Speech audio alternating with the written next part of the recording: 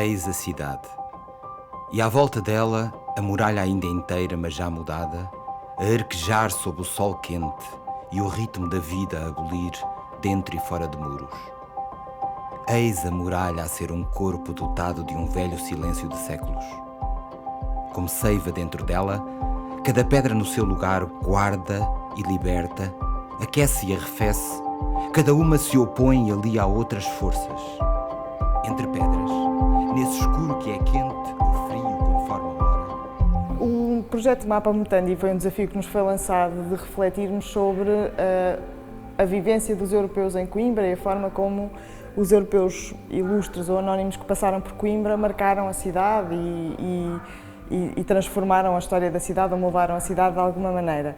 A ideia, no fundo, foi imaginar que cada um desses europeus, de alguma forma, tinha ocupado um lugar na cidade, tinha-se transformado numa árvore e que essas árvores existem e são, no fundo, também repositório dessas experiências e dessas histórias.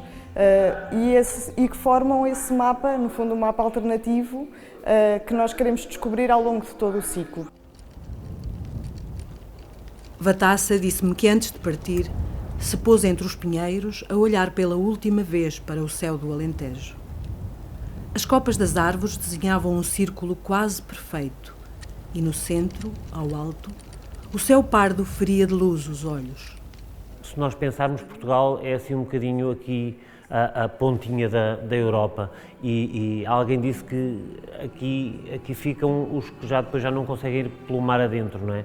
E portanto, muita da Europa acabou por ficar aqui. Ainda por cima, Coimbra tem esta coisa extraordinária de ter uma universidade, que era um sítio mesmo de estudo universal e, portanto, muito do universo do conhecimento, da cultura, da arte, mas também da amizade, do amor, acabou por confluir para Coimbra e muito dele acabou por depois também desaguar de Coimbra e ir para aí pelo mundo. E aos pouquinhos fomos descobrindo não apenas as árvores da cidade, mas descobrindo que as árvores da cidade esta cobertura vegetal era uma metáfora perfeita para aquilo que nós queríamos falar.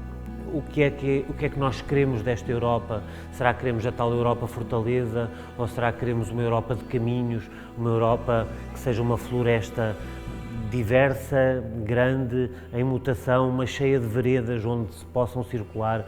Será que queremos as árvores independentes umas das outras ou as árvores como estão na natureza, que pelos vistos se interligam e que falam umas com as outras e que conseguem passar coisas umas às outras?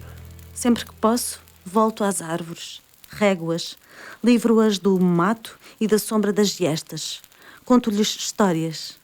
Admiro-as muito, porque nunca se cansam, porque sempre foram feitas para dar-se o saber e porque não contam nada a ninguém.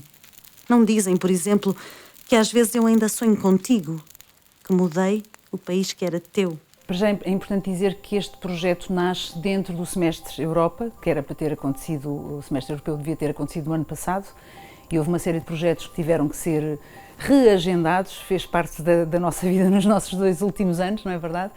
E uma das perspectivas que nós temos é de querer sempre envolver a cidade, de querer envolver os agentes culturais da cidade.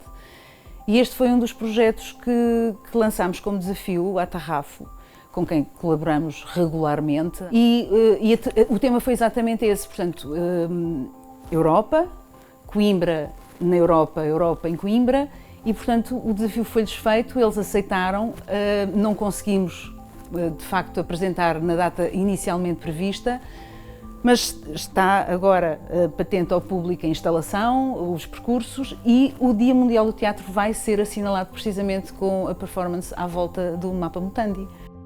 Ser simples, correr as ruas sem saber já sobre que livro o meu avô deitava a fé nesta terra tomada por tantos. Correr as ruas da cidade e saber que é feita de nós todos. É simples ser como eu sou.